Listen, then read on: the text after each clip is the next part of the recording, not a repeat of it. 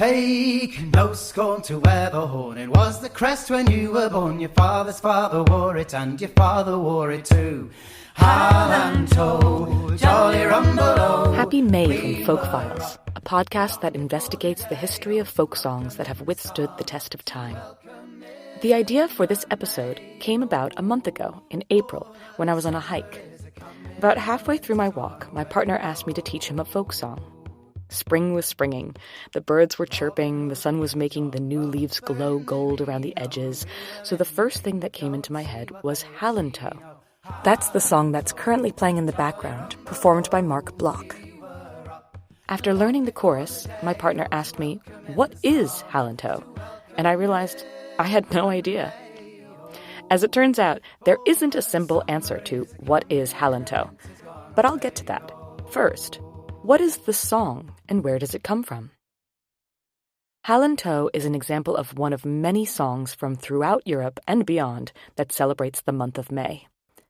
I talked in the second episode of Folk Files about how every region in England has its own wassailing song.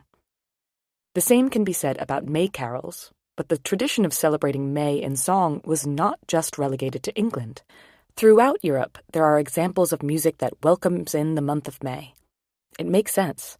It is a joyous time in the Northern Hemisphere when trees are in flower, seeds are being sown, young animals are frolicking in the fields, and the sun is wrapping it all in a warm embrace. After all, there's a reason why we felt the urge to sing during our hike. Stephanie Hall has an excellent article in Folklife Today that discusses May festivities. In ancient Rome, the celebration of Flora, goddess of flowers, usually took place on the cusp of April and May. In Ireland, May 1st is known as Beltane. In Germany and Scandinavia, May Eve is celebrated as the Christian feast St. Walpurgis Eve, though it's likely that the tradition is even older than Christian influence. In most of these observances, singing and dancing is very important. There's also frequently an emphasis on bonfires, which in ancient times were said to drive away evil spirits. Here is a traditional Swedish bonfire song from Walpurgis Night, performed by Ranarim. Den lilla hallarkans ljuva klang, maj vare välkommen. Högt trillar nu med härlig sång, ty linden den bär gröna löv om våren. För läna oss ett ymnigt år, maj vare välkommen. Det var det både hus och gård.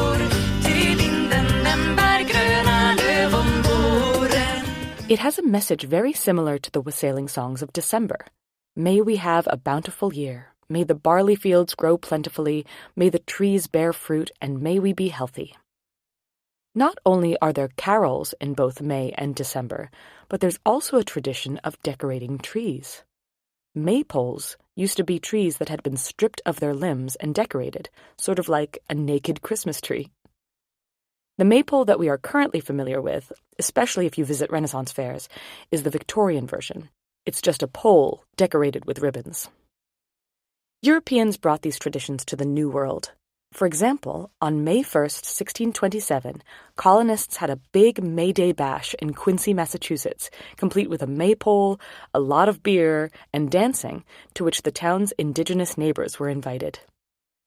Unfortunately, the Puritans put an end to all that heathen nonsense because Puritans ruin everything.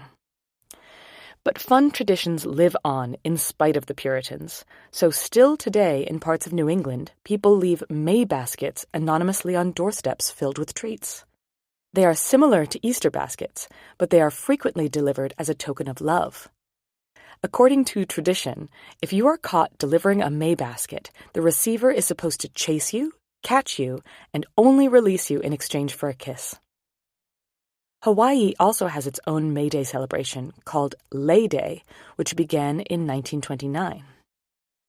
I'm going to take a slight tangent to talk about how the celebration of May Day has shifted, but first, this is a music podcast, so here's a traditional Lay Day song that's sung by school children throughout Hawaii on May 1st, here performed by the Halekulani girls. May Day is Lay Day in Hawaii. Garlands of flowers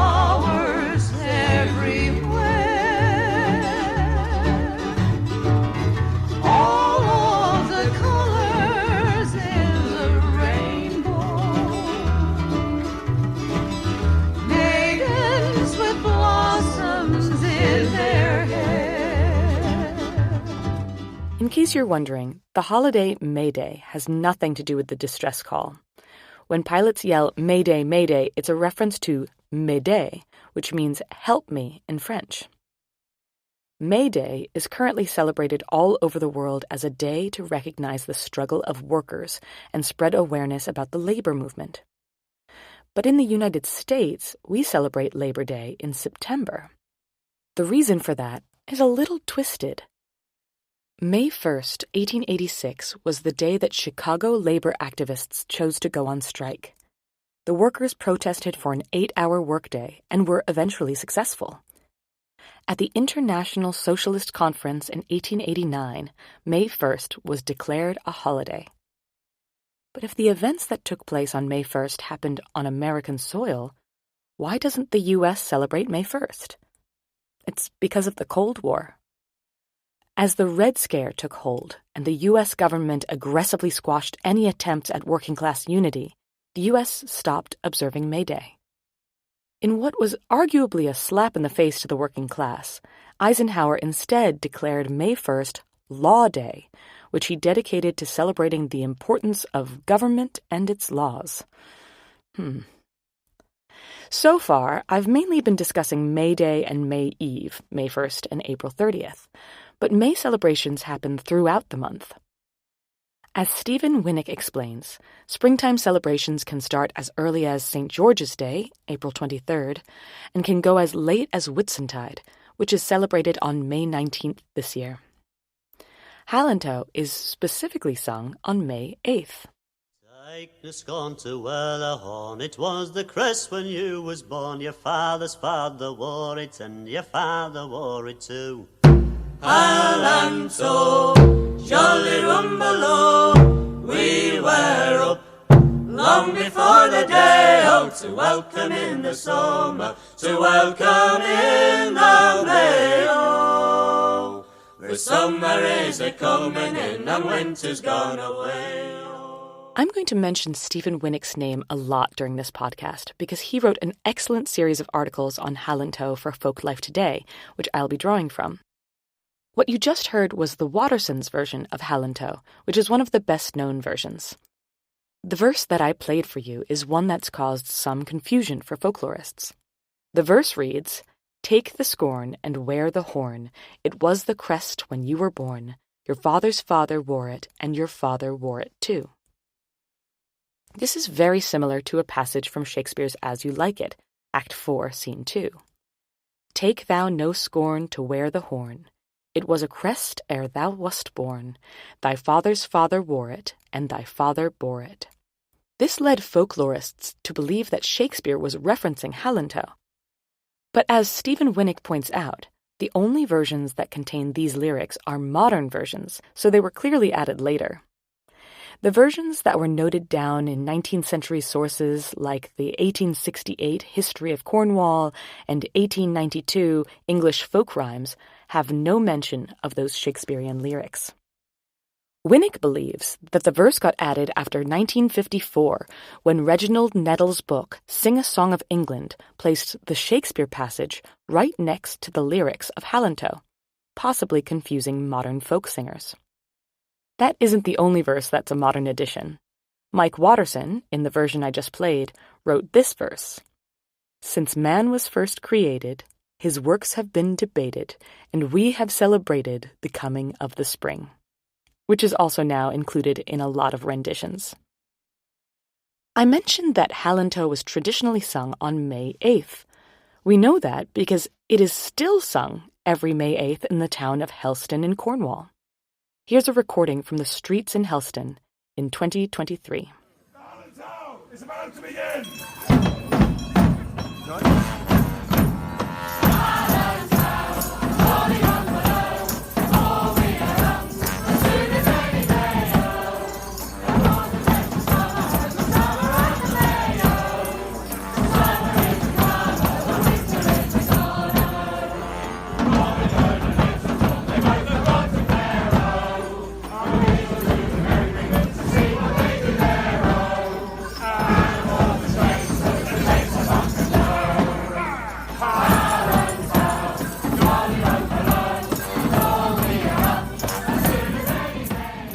I recommend that you click on the link for that recording in my episode notes because the visuals are delightful. There are people in colorful costumes, dancers draped in tree boughs, puppets, and garlands. That's because it's Flora Day, also known as the Furry Festival. There's some dispute about what the word furry means. Some people think it comes from the same root as fair. After all, the first line of Hal-an-Tow in most versions says, Robin Hood and Little John, they've both gone to the fair. Others believe that it comes from the Cornish word furrier, which means a thief, which could refer to Robin Hood himself, or to the fact that during the Furry Festival, participants steal greenery from the woods. Robin Hood was strongly linked to May festivals in general starting in the 16th century, which is why he's featured prominently in Hal-an-Tow. The tradition has probably changed over time, but what used to happen in Helston on May 8th was a mob of people would bang kettles and drums searching for anyone who might have been attempting to get work done. Anyone found working was hoisted up on a pole and brought to the river, where they were forced to jump over the widest part of it, or else pay a fine. The mob would also go to the schools and make a bunch of noise until the students were given the day off. Then the fade would begin. Fade is a term that comes from the Old English word for to go. Participants go into the woods and come back with flowers and branches with which they would dance. Furry could also be related to fade or foray. In the past, once participants were decked out in greenery, they would enter people's houses and dance around. It seems like nowadays the frivolity is limited to the streets and the homes of only willing victims.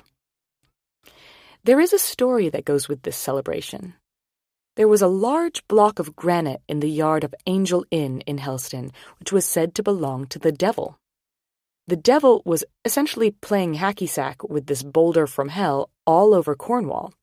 St. Michael, the patron saint of Helston, challenged him to a fight. The angel scared the devil off, causing him to drop the rock, and that's why the town is called Helston. It comes from Hell's Stone. The Furry Festival commemorates that battle between the angel and the devil. And as they had the knights and St. Georgie was a knight of all the knights in Christendom. St. George is the writer in every land, the land where'er we go.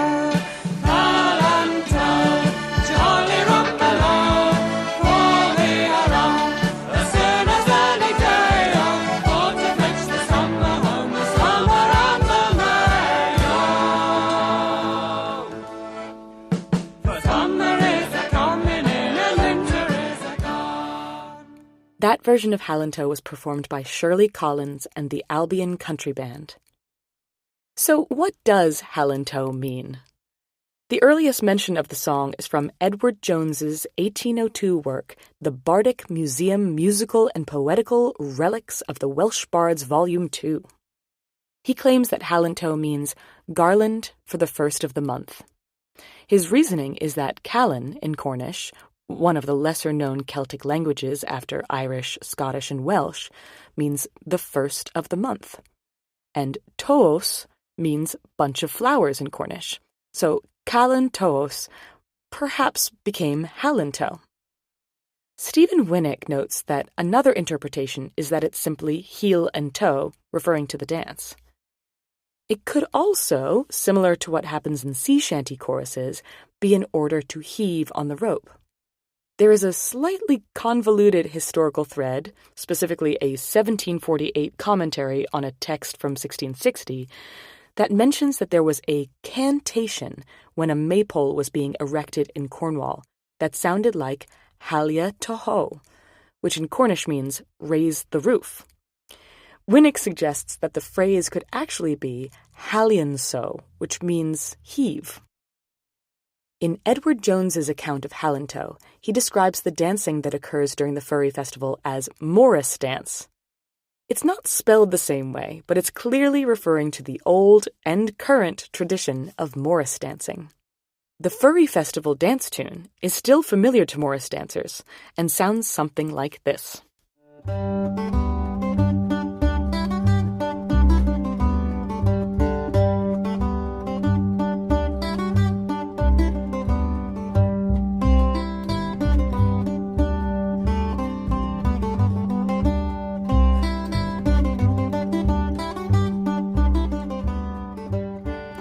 performed by David Hansen. If you are unfamiliar with Morris dance, I recommend that you look up a video post-haste. I'll also be sure to share one to the Folk Files social media pages. To paint a picture, dancers wear outfits often draped with ribbons or bells and perform choreography with rhythmic stamping and hopping, usually while holding props including wooden sticks, swords, and handkerchiefs. As someone who partially grew up in England and who thought I had a firm handle on English folk traditions thanks to my knowledge of English folk song, I was very surprised to discover Morris dancing in my 20s. It is so different from the global stereotype of English culture. It's colorful, loud, and sometimes silly. Well, perhaps it is like the global stereotype of English culture in one regard. It's possible that it began as a way for medieval Brits to bring a flavor of the exotic onto their home turf. After all, one of the possible etymologies for Morris is traced to Moorish, and suggests that it may have been meant to echo the dance stylings of the Moors, the darker-skinned inhabitants of North Africa and Al-Andalus. Also, up until 2020, when the Joint Morris organization called for a stop to the practice in response to the Black Lives Matter movement, it was common for Morris dancers to paint their faces black.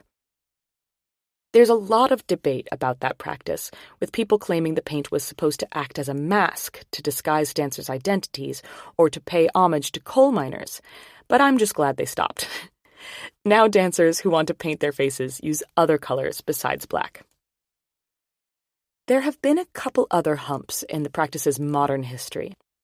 For example, even though Morris dancing was essentially revived in the early 20th century by women, there was a lot of talk about how Morris dance should be performed by men, and so the organization The Morris Ring did not allow women among their members for a long time. Luckily, that has been fixed in recent years, and I have seen videos of a lot of wonderful all-female sides, as they call Morris troops. So, as with other traditions, Morris lovers are finding ways to keep the best parts of the tradition alive while making it less problematic. Going back to the medieval exotic dance theory, that's just one possible origin of Morris dancing among many. The history is shrouded in mystery. It's possibly tied to Druidic traditions, or it could be a response to the Italian Moresco dances. What is certain, though, is that it is very old. The first written mention of Morris dancers is a 15th century receipt of payment. The Tudors enjoyed Morris dancing and would bring dancers to their court, but even then it was already considered an ancient tradition. Unfortunately, after the Tudors, it was discouraged by the Puritans, because Puritans ruin everything. In All's Well That Ends Well, Shakespeare wrote the phrase, "as fit as a Morris for May Day," indicating that Morris dancers were already associated with the month of May. Here is the sound of the Ashdown Morris men dancing in the first light of May.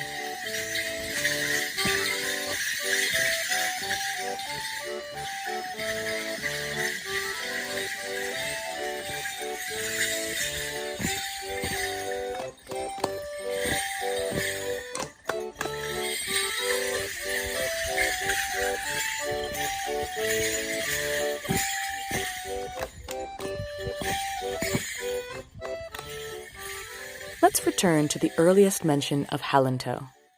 In addition to mentioning Morris dancers, it includes actual sheet music for the song. However, the sheet music is very different from the way the song is currently sung in Cornwall. It is a lot closer to the tune for the Furry dance. This, along with a recording from the Midwestern United States, has led Stephen Winick to make the conclusion that the song and the tune used to be one and the same. As Winick explains in one of his articles, the song collector Vance Randolph collected many songs from a woman named Lillian Short from Galena, Missouri. One of the songs that he collected was this song, which Vance called Robin Hood. Note that at the end, you can hear Lillian say Hal-an-Tow, but she pronounces it Hale-an-Tow. Robin Hood and Little John, they both are gone to Pharaoh, and we will to the greenwood go to see what they do there, oh, and for to chase the buck and doe, to chase the buck and doe, and for to chase the buck and doe with Hal-an-Tow sing merry-o. Lillian's melody is much closer to the Furry dance tune and the version notated in Edward Jones's 1802 account. It is likely that Lillian's ancestors came to the United States from Cornwall before the tune of Hal-an-Tow was changed, giving further evidence that the Furry dance and Hal-an-Tow used to share a melody. I highly recommend reading Winick's full series on Hal-an-Tow, if only for a more in-depth look at Lillian Short's life, and more specifically the life of her husband, who was a bank robber, bootlegger, and jailbird. Shortly after reading Stephen Winick's article, I attended a music concert where someone sang Roger Moore's Oodalally from Disney's Robin Hood. It got me thinking. Roger Moore grew up very close to Lillian Short. If she was familiar with Hal-an-Tow, could he have known it too? Could it have influenced Oodalally? Robin Hood and Little John walking through the forest, laughing back and forth at what the other has to say. Reminiscing this and that and having such a good time. Oodalally, golly, what a day. Or perhaps I'm grasping at straws. So, we've talked about how the tune of Hal-an-Tow shifted. As for the lyrics, it's possible that they have very old origins. In some versions, the chorus says, "Summer is come, oh." In others, the words are, "Summer is a-coming in," which is a line from a very old song called "Summer is a-Comin in." Here it is, sung by Richard Thompson. Summer is a coming in, noticing cuckoo. Blow its seed and blow its mead and spring the word anew. Sing cuckoo, you a bleats a after lamb, a after cavacoo. Bullock start a book of what of Mary sing cuckoo.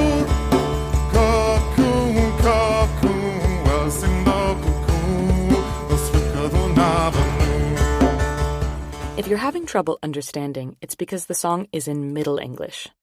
The earliest written version that we have is from the 13th century. Summer is a-coming in sounds like it means that summer is coming soon, but to really understand what it means, we have to look at Old English. The Middle English A-Comin comes from the Old English A-Comin, which is the past participle of to come. So that means that what sounds like summer is coming is actually summer has come or summer came. While this may be odd for a song that's filled with spring imagery, seeds growing, meadows blooming, sheep calling to the lambs, it makes more sense once we understand that the concept of spring didn't exist in England before the Middle Ages. The idea of 4 seasons was imported from the continent. Before Latin influence, England only thought in terms of 2 seasons, winter and summer. May is no longer winter, so it's summer. Another thing I have to mention about the language in Summer is a-Comin in, there is the line Bukke uwertith, which is commonly translated as the billy goat or stag farting. It could be cavorting, but truly most translations seem to prefer farting.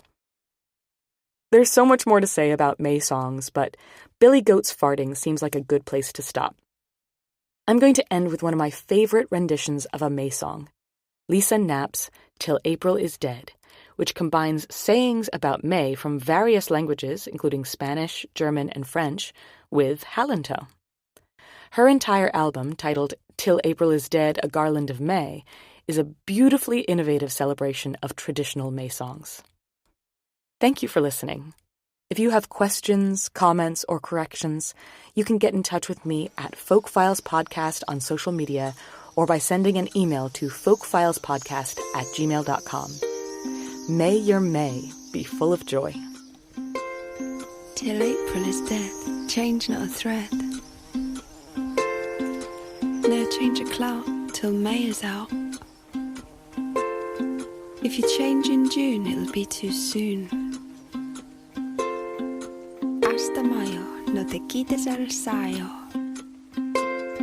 Till April is dead, change not a thread. You're the fool for thinking on. No change of cloud till May is out. Tuck babes in May. If you tuck them away, it'll be too soon. Wash blankets in May. You'll soon be under clay. Till April is dead. Gosling's dead and gone. Oh, you're the fool for thinking on. No change of cloud till May is out. Wash your face in the May dew. If you tuck them away, it'll bring you good luck. Hal-an-Tow, jolly rumble low, for we were up soon as any day. Oh, welcome to the summer, welcome to the May. Oh, summer is come, winter is gone. Oh. Der April macht die Blumen und der Mai hat den Dank dafür. Robin Hood and Little John, they both gone to the fair. Oh, we will to the merry green room, see what they do there. Oh, for to chase the buck and oh. Father greater than St. George's, Helston has the right. Oh, St. Michael with his wings outstretched, the archangels and bright. Oh, who fought the feet of all mankind that